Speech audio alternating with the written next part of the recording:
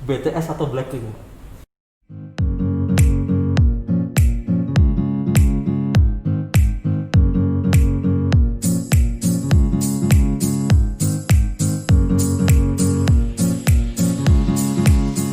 Assalamualaikum warahmatullahi wabarakatuh.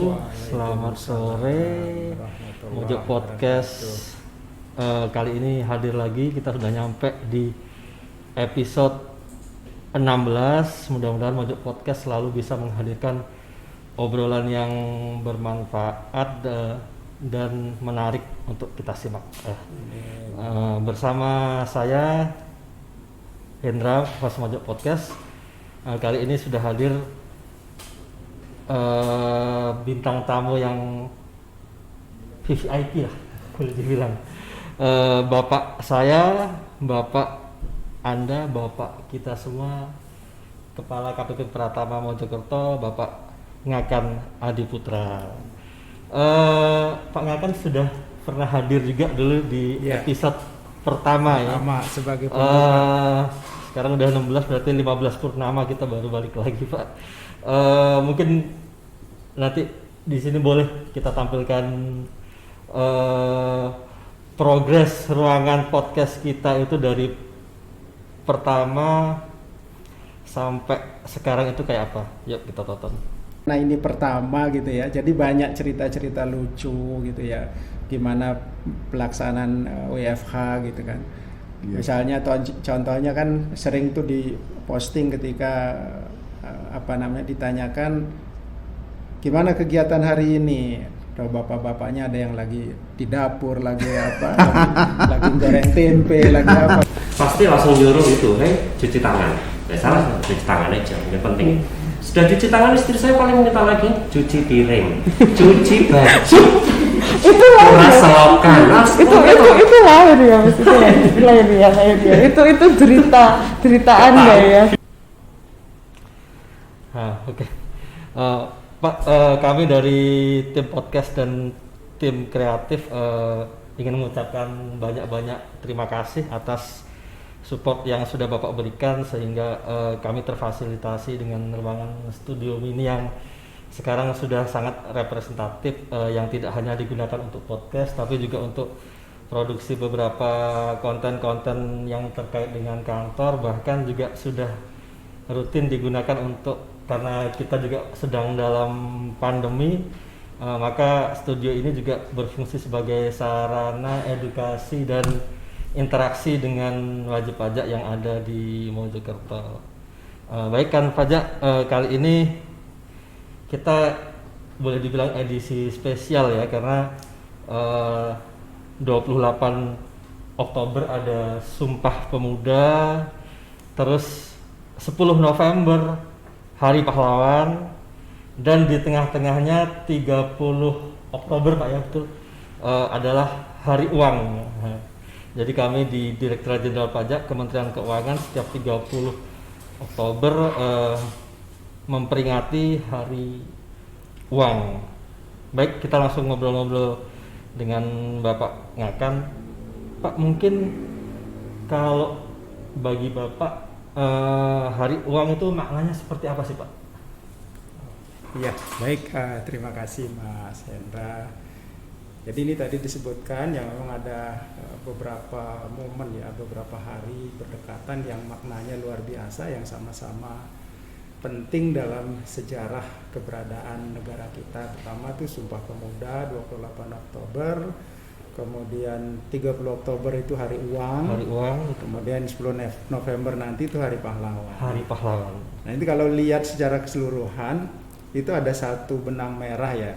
Kalau kita tarik itu tiga-tiganya itu ya, itu upaya yang pertama, yang Sumpah Pemuda itu rintisan untuk identitas bangsa kita ya, itu jadi identitas kebangsaan yang kemudian itu kan jauh sekali ya, tahun 1928. Betul. Nah kemudian itu dalam upaya membentuk identitas kebangsaan, di sana disebutkan bertanah air satu, berbangsa satu, berbahasa satu, itu bahasa Indonesia. Nah itu ya. Kemudian hari uang ini ya, ini juga memiliki makna yang luar biasa, di mana ini kan Hari Uang itu kalau ini 30 Oktober, 30 Oktober. itu pertama kali lahirnya uang Republik Indonesia itu tahun 1946 ya. 46 Pak ya. 1946, di mana sebelumnya itu kan penggunaan alat bayar itu masih menggunakan milik Jepang gitu loh. Milik Jepang. Nah, sehingga ketika kita lihat kembali riwayat jalannya kemerdekaan kita waktu itu 17 Agustus merdeka, kemudian 18 Agustus 45 itu penetapan presiden, wakil presiden, kemudian undang-undang dasar, kemudian tanggal 19 itu pembentukan kementerian, waktu itu masih 12 gitu kan. Nah, terus kemudian setelah itu prosesnya itu kan mulai 30 Oktober itu mulai lahir alat bayar yang sah yang menjadi identitas salah satu identitas kebangsaan kita, yaitu uang Republik Indonesia. Ini sangat-sangat penting. Berarti kita itu 1 tahun lebih dari merdeka, dari proklamasi itu sempat belum punya alat tukar resmi. Betul, yang iya. Saya made in Indonesia asli gitu ya, Iya. masih uang-uang yang dari sebelumnya Pak ya. Iya, betul. Jadi karena uang Republik Indonesia pertama itu lahirnya atau terbitnya itu 30 Oktober, ya berarti hampir setahun kita masih menggunakan alat bayar yang milik pemerintah Jepang waktu itu, karena kita masih di bawah, sebelum kemerdekaan itu kan kita dijajah Jepang gitu. Nah, ini sekali lagi ini adalah salah satu, jadi merdeka dalam identitas. Jadi kita punya alat bayar sendiri, kemudian juga untuk menguatkan kedaulatan kita. Kedaulatan Pak ya. Betul. Uang itu kan salah satu simbol ya, salah satu simbol yang kuat gitu. Nah, itu uang. Kemudian yang 10 November Hari Pahlawan itu kan itu upaya daripada para pahlawan kita untuk mempertahankan identitas itu, yaitu kemerdekaan. Betul, di mana kita tahu bangsa penjajah, dalam hal ini sekutu yang dibonceng tentara Belanda ya, Nika waktu itu masih ingin berkuasa di kita. Sehingga ya kemudian perang luar biasa di Surabaya. Nah, sehingga kalau kita rangkum benang merah, ketiga-tiganya ini memiliki makna yang luar biasa bagi perjalanan bangsa ini dalam rangka identitas itu, menjaga identitas, menguatkan identitas. Nah, bagi kita yang sebagai generasi yang tidak mengalami situasi itu, artinya mewarisi itu, nah sudah sepantasnya kita mempertahankan nilai-nilai itu, mempertahankan apa yang dicita-citakan, apa yang diperjuangkan oleh para pahlawan itu untuk tegaknya berdirinya negara kita dengan identitas dan kemerdekaan yang kita rasakan sekarang ini. Seperti itu Mas Hendra. Baik Pak, kurang lebih jelas ya kawan pajak sejarah Hari Uang dan kronologis yang terjadi di selama waktu itu. Pak, ini kan sebelum kita ngobrol lebih lanjut, ini saya penasaran nih Pak, boleh nanya ya Pak di luar konteks. Bapak kan kepala kantor nih Pak. Ya. Enak nggak sih Pak jadi kepala kantor Pak? Nggak nyangka kan ditanya gitu. Begini Mas, kalau misalnya setiap amanah ya, kalau saya membahasakannya itu amanah, itu kan bahasanya amanah itu memang sesuatu yang harus dijalankan dengan sungguh-sungguh ya. Jadi kalau kita berpikir itu amanah, jadi semakin besar amanah itu, tanggung jawabnya juga semakin besar dan harus kita bertanggungjawabkan gitu. Kalau bahasa enak, tidak enak itu bagaimana ya cara kita melihatnya? Misalnya ketika kita memiliki sebuah cita-cita untuk memperjuangkan sesuatu yang sehubungan yang kita ini terkait dengan pekerjaan kita, itu memberi peluang kita, karena ketika kita menjadi kepala kantor artinya nomor satu di kantor itu kita bisa berupaya untuk menggolkan apa yang menjadi tujuan, apa yang menjadi goal lah, target dari kantor itu. Kemudian di dalamnya juga ada, karena kita ketika kita mengepalai sebuah kantor, di dalamnya itu kan ada sumber daya, Sumber daya Pak. baik sumber daya manusia, sarana prasarana, itu yang harus optimal kita manfaatkan untuk menuju atau mencapai target itu. Nah, yang paling luar biasa itu adalah hubungannya dengan sumber daya manusia, di mana di dalamnya itu ada interaksi ya. Di interaksi itu di dalamnya ada manajemen kepemimpinan, bagaimana kita mengoptimalkan sumber daya itu, berinteraksi, berkolaborasi, berkoordinasi supaya kita teman-teman SDM terutama itu bisa memahami tujuan kita untuk jadi kita satu arah ya. Jadi ya kalau dibilang bahasanya enaknya nggak enaknya ya Berat ya Pak. bahasanya lebih ke intinya bagaimana kita iya. sebagai pimpinan mempertanggungjawabkan sebuah amanah dan wewenang Iya. yang kita miliki Pak. Ini Mas Hendra, kan namanya manusia itu kan punya cara berpikir sendiri-sendiri, punya karakter sendiri-sendiri, punya kebiasaan sendiri-sendiri, yang itu yang harus diramu, yang harus diolah, harus di apa ya istilahnya, supaya bisa menggabungkan atau mensinkronkan itu supaya bisa sampai kepada satu arah tujuan. Makanya di dalamnya kadang-kadang muncul konflik, kadang-kadang apa. Nah, ini mengelola konflik adalah salah satu seni kepemimpinan yang memang harus kita kuasai. Betul Pak. Luar biasa sekali. Ternyata dari paparan Pak Ngakan bahwa enak gak kepala kantor, ternyata nggak ada itu, maksudnya dibilang Enak, secara enak, iya. enak. Iya. Jadi di sini titik beratnya bahwa ada sumber daya, ada amanah, ada tanggung Iya. jawab, ada tujuan organisasi yang harus diramu kembali ke untuk sebaik-baik tujuan organisasi. Goal, ya, Gitu, Pak. goalnya apa gitu. Oke Pak, kita ngobrol-ngobrol agak pribadi Pak ya. Pak, dulu memang bercita-cita masuk ke Menkeu atau kecelakaan Pak?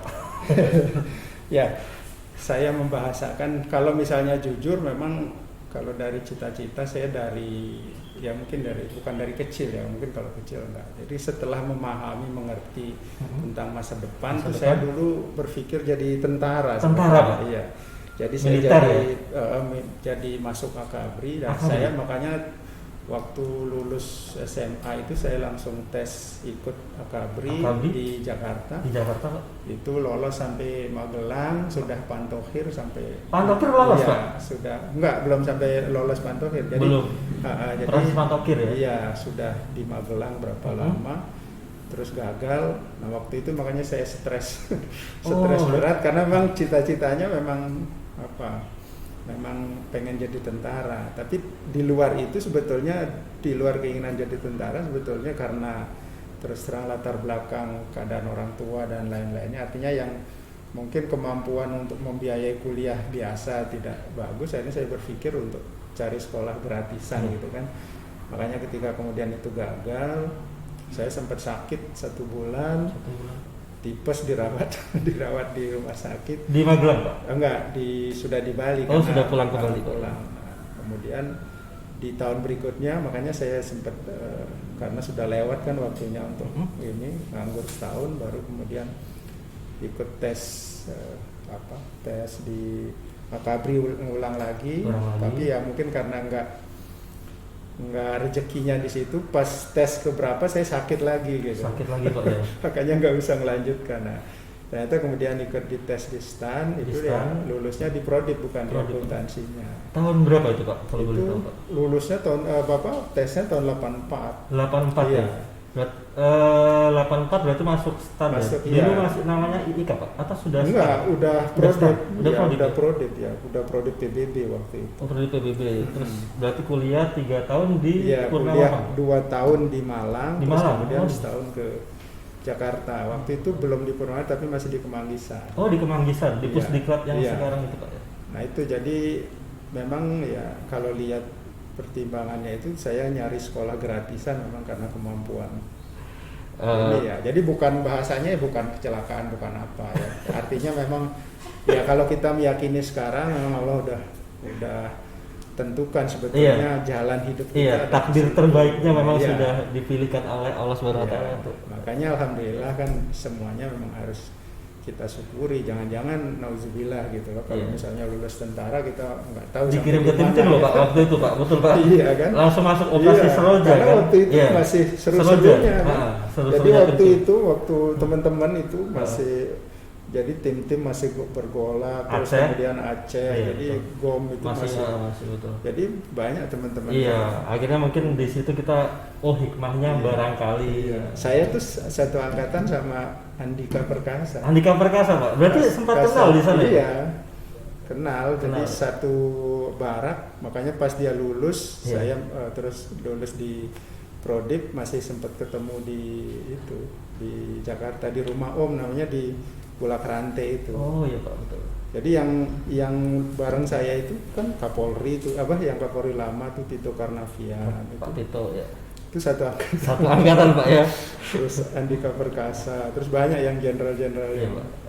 Harusnya udah jenderal kali Pak ya kan.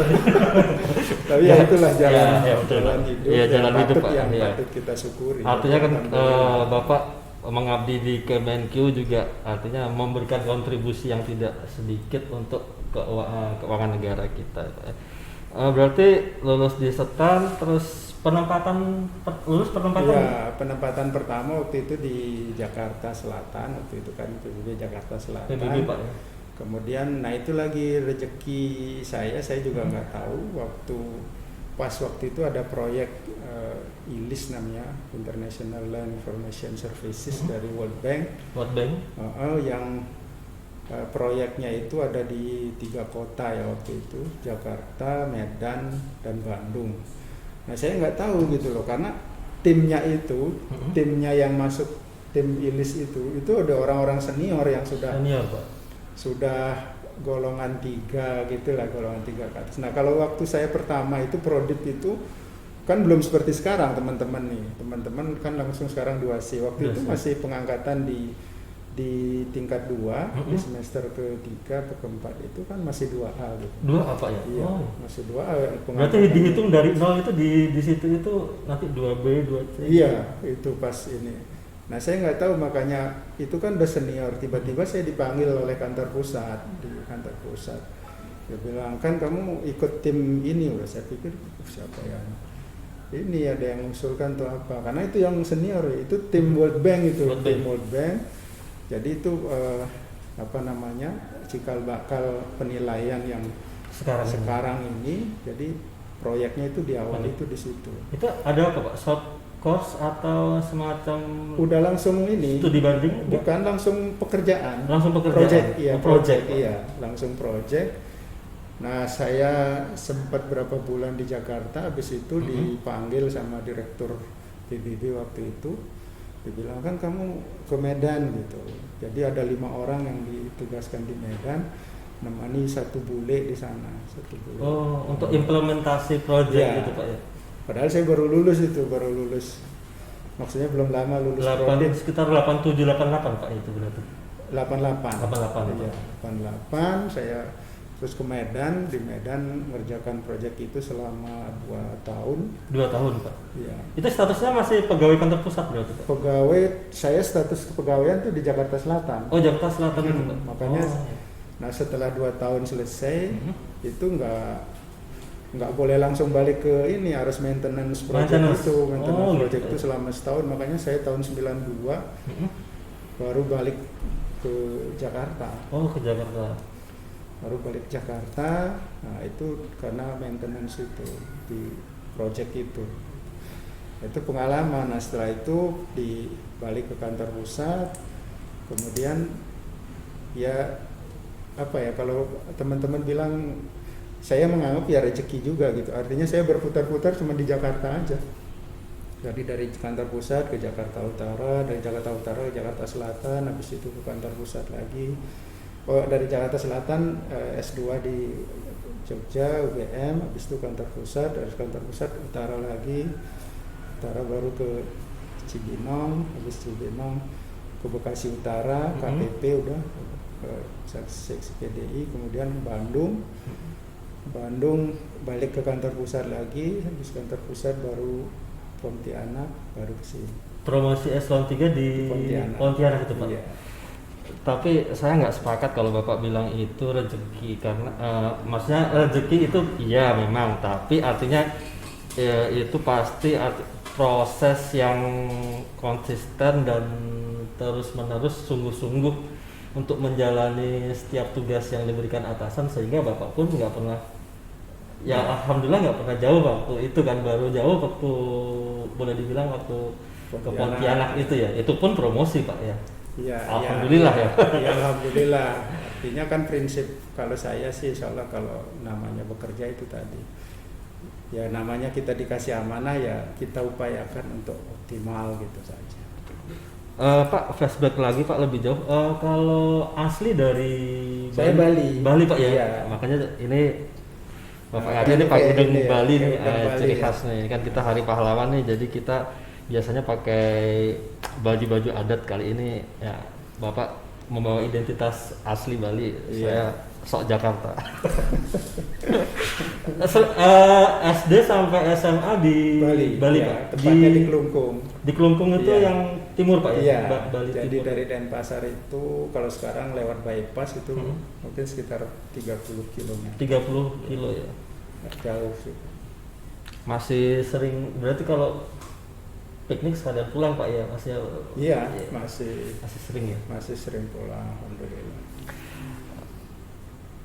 Pak, kita ngobrol tentang Mojokerto nih Pak. Bapak di sini sudah 3,5 tahun. 3,5 tahun. Alhamdulillah Pak ya. Kerasan Pak ya? Ya, alhamdulillah. Harus kerasan Pak ya. Karena kan Mojokerto dengan Bali ini akarnya sama kan Pak ya. Artinya sama-sama boleh dibilang Majapahitnya Iya. masih kental kan. Bali hingga saat ini, bahkan kalau kita bicara sedikit tentang sejarah, artinya ketika Majapahit ini gonjang-ganjing dulu kan banyak yang bergeser ke Bali ini. Bapak merasakan artinya kayak di Mojokerto ini seperti rumah sendiri nggak Mas? Ada nggak? Ya, alhamdulillah ya. Jadi ya memang salah satu yang harus kita lakukan ketika kita berada di manapun, ini konsep umumnya ya. Kita harus berupaya gitu, artinya nyaman di tempat kita gitu. Apalagi kalau misalnya kalau Mojokerto seperti tadi ada akar, kalau ditarik ke belakang ada persamaan dari sisi latar belakang, dari sisi sejarah gitu kan. Nah itu bisa jadi juga menambah rasa nyaman. Rasa nyaman Pak ya. Iya. Kalau Mojokerto ini Bapak kan udah pernah ke ujung barat di Medan, Iya. sudah ke Kalimantan, di Jakarta Lama, asli dari Bali. Yang membedakan Mojokerto dengan kota-kota yang lain apa Pak? Yang bisa dibilang Iya. ciri khas atau Iya.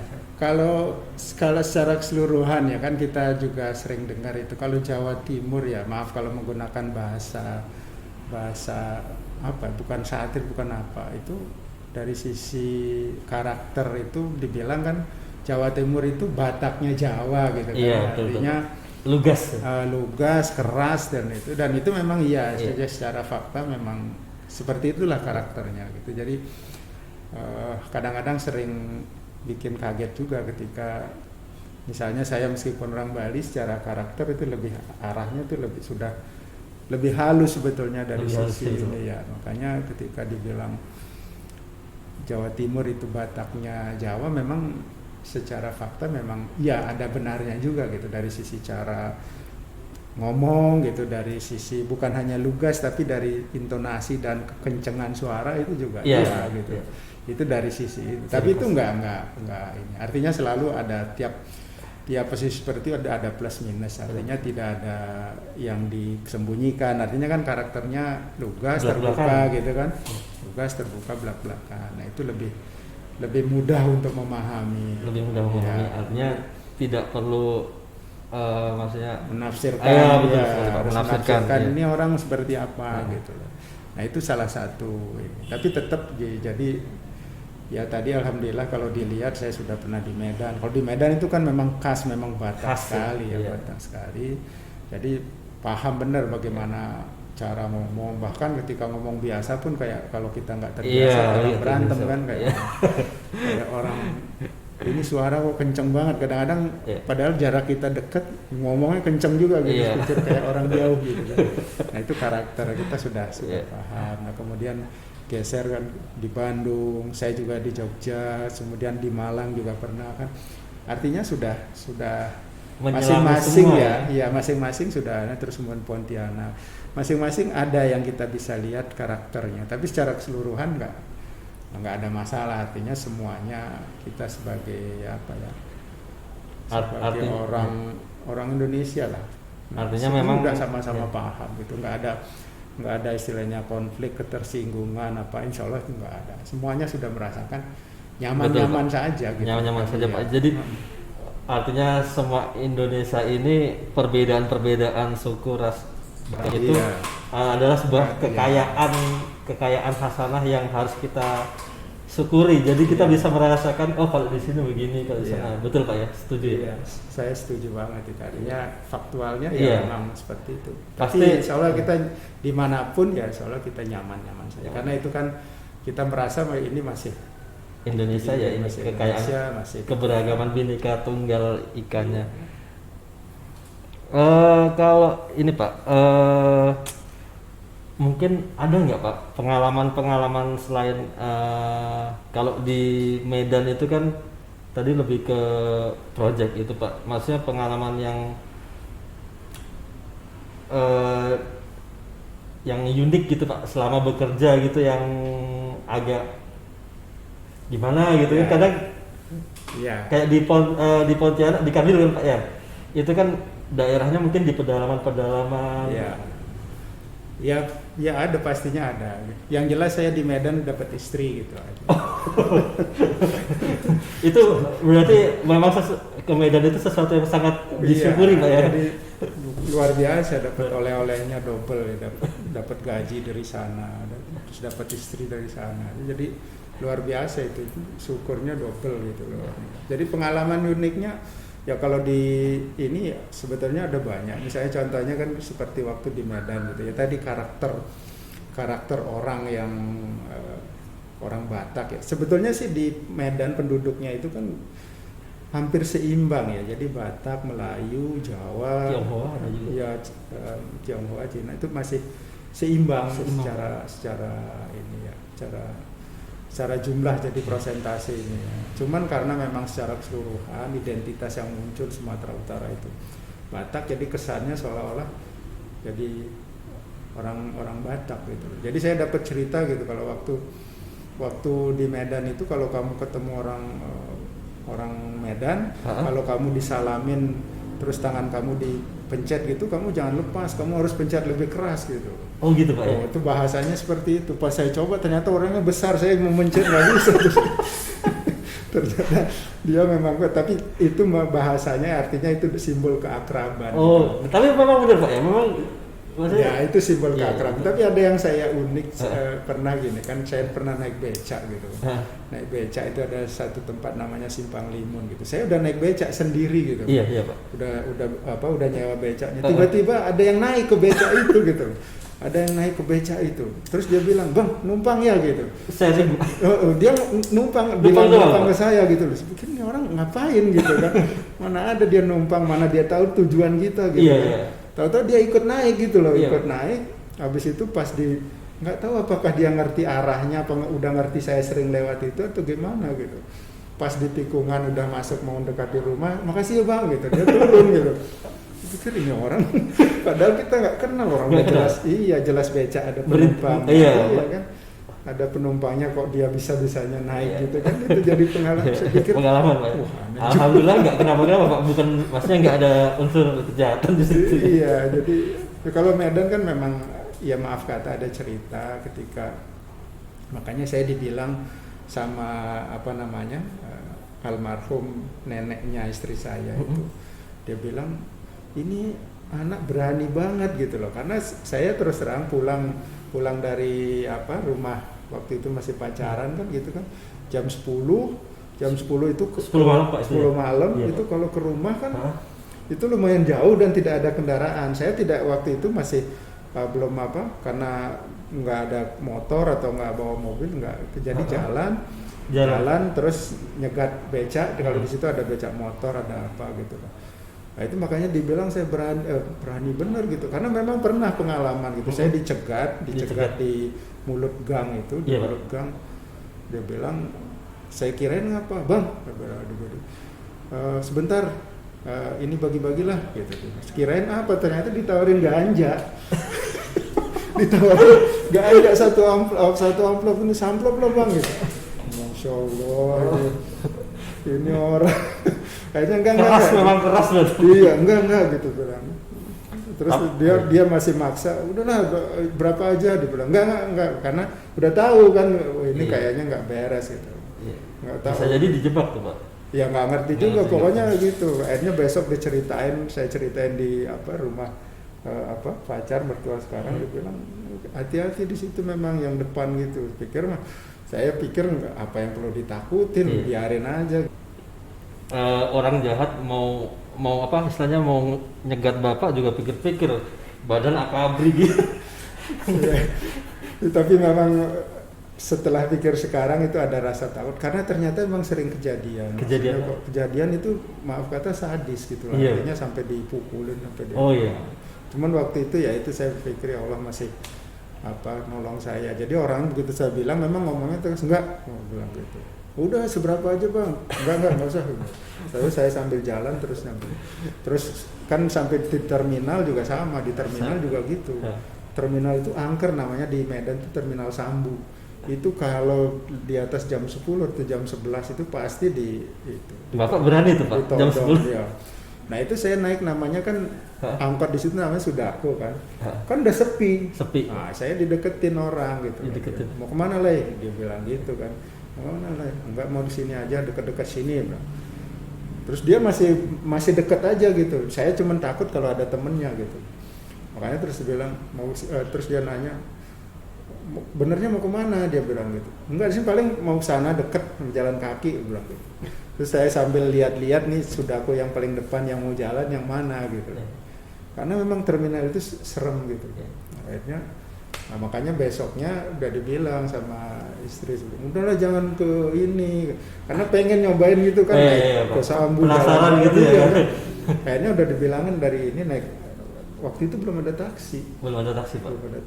Jadi adanya becak motor. Gitu. Bentar Pak. Itu pengalaman unik itu banyak gitu. Termasuk waktu Pontianak kan pedalaman. Iya, Dayak. Yang pedalaman kayak Sanggau, terus Kapuas Hulu dan lain. Iya, nah, itu menambah khasanah. Artinya pengalaman luar biasa yang tidak akan bisa diperoleh. Artinya kalau gini Pak, ini berandai-andai kan udah selesai juga. Artinya kalau misalkan Bapak dulu dipromosi di Pontianak itu kan otomatis harus sering tugas melosok yang agak sengsara lah. Atau Bapak misalkan dipromosi di mana yang gampang-gampang, misalkan langsung ke Jawa Timur gitu Pak, Bapak milih mana tuh Pak? Ya urusan milih mah repot kalau bahasanya. Enggak, kan maksudnya kan ya, pastinya Pak. Ketika kita menggunakan psikologi normal, ya pastinya milihnya Jawa Timur. Tapi ketika kita ditempatkan di situ ternyata banyak pengalaman seru yang berharga yang ternyata bisa kita nikmati. Contohnya kan gini ya. Ya misalnya ketika mau survei ke satu tempat waktu itu, nah itu ada pabrik waktu itu pabrik kelapa sawit. Kelapa sawit itu ternyata untuk sampai ke situ pertama dari kantor naik mobil dulu. Habis itu sampai sungai naik speedboat. Habis naik speedboat baru dijemput, habis itu naik mobil lagi baru sampai ke ininya, ke tempatnya. Nah, pengalaman itu kan luar biasa gitu. Bisa naik speedboat dulu, bisa apa, dan itu tidak akan kita dapat kalau kita misalnya penempatan seperti di Jawa gitu. Jadi seru gitu. Memang artinya ada nilai-nilai yang nggak bisa kita tukar gitu Pak ya, pengalamannya itu berharga sekali Pak. Oke Pak, kita lanjut Pak. Kalau gini Pak, saya tadi sebelum itu sempat baca tuh Pak, ada kisah terkait Hari Pahlawan Pak. Ada, kalau Bali kan terkenal puputan Pak. Saya tadi baca tuh Pak, puputan Margarana yang Igusti Ngurah Rai Pak. itu ternyata mungkin kan pajak juga boleh tahu bahwa itu jumlahnya sebetulnya korbannya memang kita habis karena namanya puputan kan, kita Iya, perang sampai habis. mati kan. Jumlah tentara Indonesia yang di bawah Igusti Ngurah Rai itu cuman nggak sampai 100, cuman 96. Terus di total ternyata korban di pihak Belanda itu 400, Pak.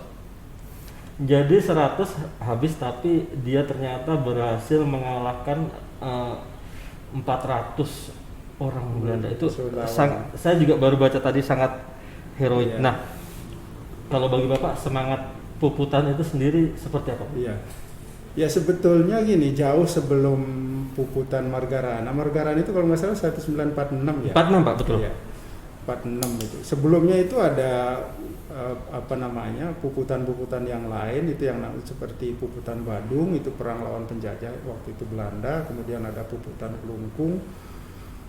Jadi itu memang sebuah heroisme yang luar biasa. Jadi bahasa puputan artinya itu puput, itu artinya akhir. Puput itu dalam bahasa Bali itu artinya akhir. Artinya berjuang sampai titik darah penghabisan. Itu makanya puputan tidak ada kata menyerah sebelum ajal, sebelum akhir gitu loh. Nah, itu semangat puputan itu seperti itu. Makanya waktu itu kan kalau puputan Margarana sudah mulai mengenal yang ada senjata api, ya udah ada ini. Tapi yang puputan sebelumnya itu puputan Kelungkung, puputan Badung itu menggunakan keris. Keris, Pak, ya, masih tradisional. Tradisional, dan itu memang luar biasa semangatnya itu ya. Jadi puputan itu bahasanya sampai berjuang sampai akhir. Nah, itulah yang puputan yang terkenal di Bali, itu perang melawan penjajah, artinya musuh yang hendak menganeksasi, artinya yang merebut kedaulatan negara. Nah, itu kemudian berjuang sampai akhir. Nah, itu yang puputan. Kalau misalnya kita tarik maknanya ke kondisi sekarang, nah itu kan semangat heroisme itu, nah itu kan mestinya bisa kita warisi. Artinya semangatnya ya, artinya semangat yang luar biasa. Jadi pada saat seperti itu sampai mengorbankan nyawa pun mereka rela gitu demi sebuah tujuan. Tujuannya itu adalah mempertahankan kedaulatan negara, kemerdekaan atau kedaulatan negara sebelum merdeka itu. Kalau kita kaitkan yang sekarang, mestinya kita juga harus mempunyai semangat yang sama gitu. Kita memiliki semangat yang sama ketika kita punya sebuah target, tujuan, ya untuk mencapai target itu ya harus kita semaksimal yang upaya kita harus maksimal. Maksimal, Pak, ya. Artinya upaya maksimal sekuat kemampuan, artinya sampai batas kemampuan tertinggi yang kita miliki gitu. Iya, seperti yang sering Bapak bilang, lampaui batasmu. Nah, itu yang tagline atau slogan yang dari mantan Bupati Bojonegoro itu sangat-sangat bagus, lampaui batas maksimalmu itu. Lampaui batas maksimal. Iya, artinya ya memang kita harus maksimal gitu. Bahkan harus kalau bisa di atas dari maksimal, artinya ukuran itu kan memang masing-masing itu punya standar yang ini, tapi bisa merasakan apakah saya sudah optimal, sudah maksimal, apa belum, pasti bisa. Nah, makanya standar itu harus punya. Itulah ketika kita punya tujuan, punya target, harus punya daya juang, militansi, spirit, fighting spirit sampai akhir, sampai yang saya harus berjuang sampai batas kemampuan saya untuk target ini, untuk tujuan ini, harus seperti itu. Setuju, Pak. Berarti artinya kita harus mengupayakan dan mengeluarkan semua kemampuan kita dalam hal pekerjaan pun seperti itu, Pak, ya, target organisasi segala macam. Pak, kalau ngomong-ngomong, adakah hobi pribadi mungkin, Pak? Kalau saya hobinya banyak apa? Ya, saya paling hobi itu olahraga sama membaca. Cuman membaca, Pak. Jadi hampir semua olahraga saya senang. Bahkan waktu mulai SMP saya pemain bola SMP terus pemain voli SMP terus sampai SMA juga sama, main bola, main voli, kemudian kuliah pas ini mulai kenal tenis, badminton. Nah itu jadi hampir semua olahraga lah, artinya pingpong juga ikut main. Nah, sampai ikut pertandingan juga beberapa kali, pernah mewakili DJP juga pernah. Tenis Pak itu. Waktu tenis, ya? waktu ini. Nah cuman belakangan setelah mulai banyak cedera, itu cedera bahu, cedera lutut, nah harus sudah mulai ngurangin karena ngayun aja udah Iya. nggak kuat ininya, artinya masih ada rasa sakit. Masih nyeri. Iya. Ya karena kita juga artinya itu sebagai hobi, mungkin kalau kita atlet naik meja operasi kali Pak ya. Iya, karena hobi Hobi ya, ya, sendiri ya. ya udah kita beralih saja gitu kan. Betul Pak. Kemudian baca buku, baca. Apa Pak? Mungkin ada buku favorit yang mungkin bisa Bapak referensikan buat kawan pajak mungkin? Ya kalau saya sih baca buku apa saja gitu, maksudnya ya buku motivasi, buku agama, buku apa saja yang pas lihat ada gitu ya, yang ini ya kadang novel, kadang apa, nah itu ya pokoknya kita baca. Gitu. Membaca tanpa batasan Pak ya, maksudnya Ya. semua kita baca, bahwa kita ya memang kalau kita lihat bangsa-bangsa yang maju itu kayak khususnya Jepang itu di mana-mana kita lihat Ya, orang betul. itu mengisi waktu luangnya itu dengan membaca itu. Ya. Ya itu memang yang harusnya menjadi sebuah tradisi kebiasaan kita gitu loh. Kalau di kita kan masalahnya itu menjadi apa, orang senang membaca tapi baca kadang-kadang cuma baca judulnya saja gitu. Betul Pak, itu kalau cuma baca judulnya akhirnya itu Iya. hoax Pak. Iya, akhirnya Belum kan baca dia isinya. tersesat dalam Iya, artian betul. dia nggak paham maksudnya apa karena ininya sepotong. Jadi apalagi kemudian ketika kita membaca koran, namanya media gitu ya, Iya. senangnya dia memblow up judul supaya orang tertarik gitu kan. Iya. Padahal sebetulnya isinya nggak seperti itu. Itu makanya kan sering sekarang kita ketemu biasakan membaca sampai akhir gitu kan, ada peringatan seperti itu kan. Ya memang seharusnya yang namanya literasi, pembelajaran atau apa, kita harus memang membaca secara keseluruhan, memahami, karena itu dari bagian dari kasihan pengarangnya sebetulnya kalau misalnya kita cuma baca. Kadang-kadang sih baca sinopsisnya aja atau apa gitu kan, seolah-olah kita paham. Ya memang sinopsis mewakili atau apa namanya ringkasan di ininya, tapi sebetulnya di dalamnya ya mungkin jauh lebih lengkap. Jadi hobi Bapak yang paling itu membaca Pak ya. Iya. Oke Pak, kita ada beberapa pertanyaan singkat nih Pak. Bapak menjawab dengan cepat Pak ya. Iya. Iya. Jadi nanti saya kasih 2 pilihan, nanti Bapak langsung jawab Iya, tanpa iya. berpikir. Ubud atau Kuta? Ubud, Persija atau Gelora Dewata? Gelora Dewata, Tercapai atau tumbuh? tumbuh, BTS atau Blackpink? ya BTS. Oh BTS. Berarti Bapak tahu juga ya BTS Pak? Ya tahu karena kan sering terlihat Iya. tampil di Nah. TV gitu kan, ada Iya. BTS. Soalnya Blackpink, kan. kawan-kawan pajak yang nonton ini banyak yang milenial Pak. Ya. Jadi nanti kalau tahu Bapak juga ngerti BTS, mungkin kawan-kawan pajak yang masih muda-muda ini juga jadi makin sering nonton Mojok Podcast Pak. Ya. Baik Pak. Mungkin Pak sebelum kita akhiri mungkin ada statement atau quotes mungkin yang bisa dibagi ke kawan pajak. Iya, terima kasih Mas Hendra dan teman-teman semua. Jadi dalam hidup itu ada hal yang paling penting itu, jadi antara antara ilmu dan pengalaman. Sebetulnya itu sih linear gitu loh. Tapi ketika pengalaman itu berbicara, jadi artinya pemahaman atas ilmu itu jauh lebih membekas ketika kita sendiri mengalami. Oleh karena itu, ketika kita mendapat kesempatan untuk memperoleh pengalaman dalam hal ini, baik ketika kita bekerja dan lain sebagainya, itu manfaatkan secara baik, secara optimal supaya itu bisa menjadi sebuah cerita baik di depan nanti, ke depannya nanti gitu. Jadi artinya jangan sampai kemudian baru saat menyadari itu setelah lewat, karena waktu itu kan tidak pernah menunggu kita. Jadi ketika sesuatu itu sudah lewat, nah makanya kan ada satu pertanyaan kalau nggak salah, apa yang paling jauh di dunia ini gitu? Apakah planet apa? Ternyata enggak. Jadi yang paling jauh itu adalah waktu yang sudah lewat. Nah, ketika waktu itu sudah lewat, dengan cara apapun kita tidak akan bisa menjangkaunya lagi. Nah, karena itu manfaatkan waktu sebaik-baiknya, karena kalau kita menyia-nyiakan waktu, nanti waktu akan menyia-nyiakan kita gitu loh.